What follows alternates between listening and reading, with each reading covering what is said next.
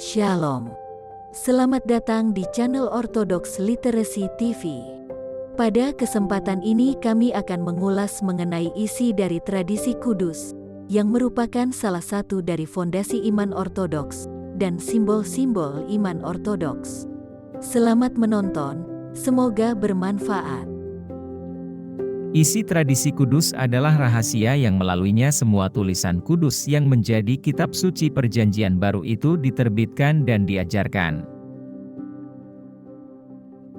Tradisi kudus juga berisikan hal-hal yang tidak ditemukan di dalam kitab suci.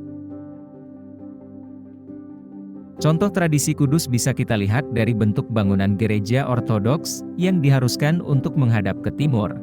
Dengan demikian jika kita berdoa harus menghadap ke timur. Hal ini tidak ditemukan dalam kitab suci, namun termasuk dalam bagian tradisi gereja. Demikian juga dengan cara membuat tanda salib, ini juga termasuk dalam tradisi gereja. Contoh lainnya adalah sakramen baptisan, bagaimana seorang imam memberkati air yang berada di bak kudus. Baptisan bayi. Bagaimana seorang imam meminyaki dia yang akan dibaptis dengan minyak kudus, dan masih banyak lagi contoh lainnya. Semuanya itu termasuk dalam tradisi kudus yang tidak disebutkan dalam kitab suci. Dari tradisi kita juga diajarkan bagaimana liturgi kudus itu dirayakan, dan juga bermacam-macam corak ibadah, doa-doa anapora dan konsekrasi benda-benda kudus. Cara orang percaya menerima perjamuan kudus, ibadah penguburan, ibadah-ibadah peringatan, peringatan orang hidup maupun orang mati, yang semuanya itu aslinya muncul melalui tradisi. Terkait dengan ibadah peringatan, Jana Suci Yohanes Krisostomos mengatakan, ibadah peringatan ini dilakukan bukan karena adanya kesempatan dan tanpa maksud. Para Rasul Kudus telah menyatakan bahwa peringatan terhadap orang yang telah meninggal itu sebagai misteri yang menakutkan. Tradisi kudus yang memasukkan baik tradisi apostolik maupun gerejawi ini, adalah sumber kedua dari iman. Konsili Ekumenis ke-7 menempatkan kata-kata berikut ini sebagai penutup dan meterai dalam pembicaraan tentang tradisi kudus. Sebagaimana para nabi telah lihat, para rasul telah ajarkan, gereja telah terima, para guru dogmakan, konsili ekumenis telah setujui, Kristus telah limpahkan, jadi kita yakin, kita berbicara, kita memberitakan.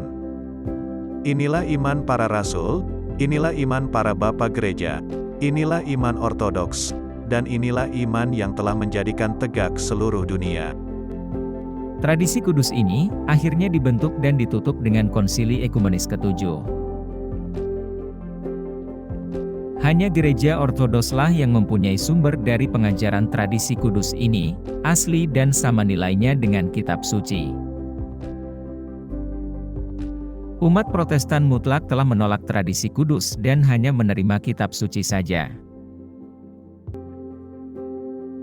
Dan karena mereka tidak mempunyai tradisi kudus untuk menuntun mereka di dalam memahami Alkitab, maka mereka telah jatuh ke dalam kesalahan pengajaran yang berlebih-lebihan dan telah memisahkan diri serta masuk ke dalam beribu-ribu denominasi dan sekte. Gereja Roma Katolik setelah Konsili Ekumenis ke-7, telah menambahkan dogma-dogma baru yang jelas-jelas kontradiksi dengan kitab suci dan tradisi kudus. Dogma bahwa Sang Roh Kudus itu juga keluar dari Sang Putra.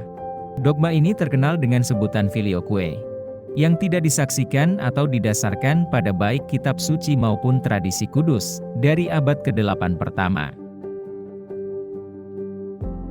Hanya gereja ortodokslah yang mempunyai sumber-sumber kudus pengajaran, kitab suci dan tradisi kudus. Kitab suci dikenal oleh semua.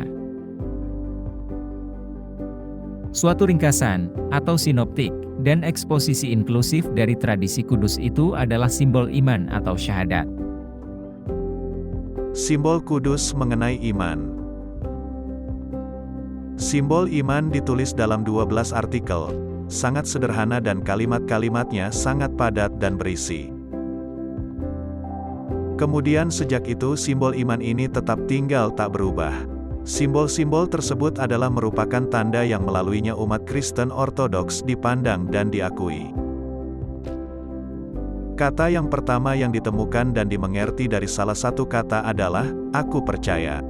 Dari dua kata pertama ini, dalam bahasa Yunaninya hanyalah satu kata yaitu, pistivo, dengannya simbol iman itu dimulai. Simbol iman yang disebut dengan sebutan pistivo ini, juga dibacakan pada saat berlangsungnya liturgi ilahi sebagai pengakuan iman yang formal dari umat. Simbol iman ini juga sangat perlu untuk dibaca saat sakramen baptisan berlangsung, karena hanya ia yang memiliki iman ortodoks dapat dibaptis di dalam cara ortodoks dan menjadi anggota gereja ortodoks.